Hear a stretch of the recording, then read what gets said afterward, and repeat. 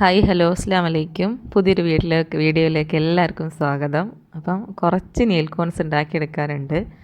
അപ്പോൾ ഞാൻ നേരത്തെ തന്നെ അതിനായിട്ട് ശർക്കരയും തേയിലയും പഞ്ചസാരയൊക്കെ മിക്സ് ചെയ്ത് വെച്ചിട്ടുണ്ടായിരുന്നു. അപ്പോൾ ഇതുപോലൊരു ഇഡ്ഡലിക്കൊട്ടകത്തിലാണ് ഞാൻ ഉണ്ടാക്കിയെടുക്കുന്നത്. ഇതിൻ്റെ കോലം കണ്ട് ആരും പേടിക്കണ്ട, ഞാൻ എല്ലാ പ്രാവശ്യവും ഇതിൽ തന്നെ ഉണ്ടാക്കുന്നത്. അതുകൊണ്ടാണ് ഇതാകെ കരിഞ്ഞിങ്ങനെ തന്നെ ഇരിക്കുന്നത്. അപ്പം ഇതിന് ചുറ്റും ഞാൻ ഇട്ട് കൊടുക്കുന്നുണ്ട്. അപ്പം നടുക്ക് ഭാഗത്ത് നമുക്ക് ആ ലിക്വിഡ് വീഴാൻ വേണ്ടിയിട്ടുള്ളൊരു പാത്രം വെച്ച് കൊടുക്കുന്നുണ്ട്. പിന്നെ ഇതിൻ്റെ മുകളിലേക്കൊരു കലം വെച്ച് കൊടുക്കുന്നുണ്ട്. അടി കുഴിഞ്ഞ പാത്രമാണ് ഏറ്റവും നല്ലത്. അപ്പോൾ ഒരു 30 മിനിറ്റിന് ശേഷം ആദ്യത്തെ ട്രിപ്പിലെ ലിക്വിഡ് നമുക്ക് കിട്ടിയിട്ടുണ്ട്. ഇതിൻ്റെ കളറ് കണ്ടാൽ തന്നെ അറിയാം, നല്ല ഡാർക്കാണ്, നല്ലോണം ചുമക്കും. അപ്പോൾ വീഡിയോയ്ക്ക് വേണ്ടിയിട്ടാണ് ഞാൻ ഇങ്ങനത്തെ നല്ല കുറച്ച് സെറാമിക്കിൻ്റെയൊക്കെ പാത്രം എടുത്തിട്ടുള്ളത്. അല്ലാതുണ്ടെങ്കിൽ ഞാൻ സാധാരണ സ്റ്റീൽ പാത്രത്തിലിട്ട് തന്നെയാണ് മിക്സ് ചെയ്യാറുള്ളത്. അപ്പം ഞാൻ മൈദയാണ് മിക്സ് ചെയ്യുന്നത്. അപ്പം മൈദ ഇല്ലയെന്നുണ്ടെങ്കിൽ നമുക്ക് തീർച്ചയായിട്ടും ഗോതമ്പ് മിക്സ് ചെയ്യാൻ പറ്റും. അപ്പോൾ എൻ്റെ കയ്യിൽ മൈദയുണ്ട്, അതുകൊണ്ട് ഞാൻ മൈദ തന്നെ മിക്സ് ചെയ്ത് കൊടുക്കുവാണ്. അപ്പോൾ കട്ടയില്ലാത്ത രീതിയിൽ നന്നായിട്ട് തന്നെ മിക്സ് ചെയ്യുന്നുണ്ട്. ഒരു 20 കോൺസാണ് വേണമെന്ന് പറഞ്ഞത്. ഒരു കടയിലേക്കാണ് 20 എണ്ണം. അപ്പോൾ പെട്ടെന്ന് കിട്ടിയ ഓർഡറാണ്, പിറ്റേന്ന് തന്നെ കൊടുക്കണം എന്ന് പറഞ്ഞിട്ടാണ് ഞാനത് ഉണ്ടാക്കാനായിട്ട് ഇരിക്കുന്നത്. അപ്പം കറക്റ്റ് 20 എണ്ണം ഉണ്ടാക്കിയെടുക്കുന്നുള്ളൂ. 23 എണ്ണം ഉണ്ടാക്കിയെന്നപ്പോൾ 23 എണ്ണം ഉണ്ട്. അപ്പം അത്രയും ഉണ്ടാക്കിയെടുക്കുന്നുള്ളൂ. അപ്പോൾ നന്നായിട്ട് തന്നെ മിക്സ് ചെയ്ത് കൊടുക്കുന്നുണ്ട്. കട്ടയൊന്നും വരാത്ത രീതിയിൽ, കാരണം കട്ട വന്നു കഴിഞ്ഞാൽ ട്യൂബിൽ കൂടെ പുറത്തേക്ക് ഇത് വരില്ല ശരിക്കും. അപ്പോൾ കോൺസ് ഉണ്ടാക്കുന്നതിൽ എനിക്ക് ഏറ്റവും ബുദ്ധിമുട്ടായിട്ട് തോന്നിയൊരു ഭാഗം എന്ന് പറഞ്ഞാൽ ഈ കോൺ മടക്കുന്നതാണ്. കുറേ നേരം ഇരുന്നിക്കണം. അപ്പം സാധാരണ എനിക്ക് സമയം കിട്ടുന്നതിനനുസരിച്ച് ഞാൻ നെയിൽ കോൺസും ഹാൻഡ് കോൺസും ഒക്കെ നേരത്തെ അങ്ങ് റോൾ ചെയ്ത് വെക്കും. അപ്പോൾ ഞാൻ നോക്കിയപ്പോൾ അതൊക്കെ തീർന്നിട്ടുണ്ട്. കുറേ ഉണ്ടാക്കി വയ്ക്കുമ്പം അതങ്ങനെ ഉപയോഗിച്ചാൽ മതിയല്ലോ എന്ന് വിചാരിച്ചിട്ട്. അപ്പോൾ ഞാൻ നോക്കിയപ്പോൾ അതൊക്കെ തീർന്നിട്ടുണ്ട്. അപ്പോൾ ആദ്യം മുതൽ തന്നെ ഞാനൊന്ന് മടക്കുവാണ്.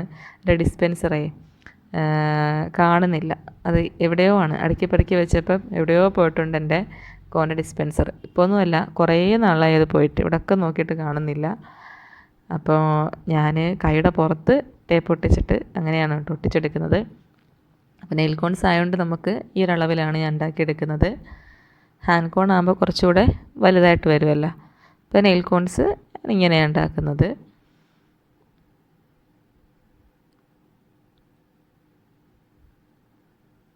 പിന്നുള്ള പണി ഫില്ല് ചെയ്ത് കൊടുക്കല. പൈപ്പിംഗ് ബാഗിലാക്കി ഫില്ല് ചെയ്യുന്നുണ്ട്. എന്നിട്ട് വേഗം തന്നെ ടേപ്പ് ഒട്ടിച്ച് കൊടുക്കുന്നുണ്ട്. ഇത് നമ്മൾ ഫ്രിഡ്ജിൽ, അതായത് ഫ്രീസറിൽ അങ്ങനെ വെക്കേണ്ട ആവശ്യമില്ല. ഞാൻ ഡോറിൽ തന്നെ വെക്കൽ, ഒരു കുഴപ്പമില്ല. ഒരു വർഷത്തിൽ മേളിലായിട്ടുള്ള കോൺസൊക്കെ ഞങ്ങൾ ഉപയോഗിച്ച് നോക്കുമ്പോൾ നല്ല സ്റ്റെയിൻ കിട്ടും, പ്രശ്നമേ ഇല്ല. നമ്മൾ ഹാൻഡ് കോൺസ് ആണെങ്കിൽ ഫ്രീസറിൽ വെച്ചാൽ മതി. നെയിൽ കോൺസ് ആണെങ്കിൽ ഡോറിലും ഒക്കെ നമുക്ക് വെക്കാവുന്നതാണ്. പിന്നെ ഈ ഐസ്ക്രീം ബോക്സാണ് എൻ്റെ ഡിസ്പെൻസർ. കോണും ഹാൻഡ് കോൺസും നെയിൽ കോൺസും ഒക്കെ വയ്ക്കാനുള്ള ഡിസ്പെൻസർ എന്ന് പറഞ്ഞാൽ എൻ്റെ ഈ ഐസ്ക്രീം ബോക്സാണ്. എൻ്റെ കയ്യിലല്ലാത്ത ഡിസ്പെൻസർ ഇല്ല. അപ്പം കോൺ ഉണ്ടാക്കുന്ന സമയം മുതലേ ഞാനിതിൽ തന്നെയാണ് വെക്കൽ. അപ്പോൾ അതുകൊണ്ടാണ് എൻ്റെ കളർ അങ്ങനെ ഇരിക്കുന്നത്. ഫുള്ള് മൈലാഞ്ചിയൊക്കെ പറ്റിയിട്ട് ആകെ അലമ്പായിട്ടിരിക്കുക. ഇടയ്ക്കിടയ്ക്ക് കഴുകി കൊടുക്കും, പിന്നെ ആകും, അങ്ങനെ ആണ്.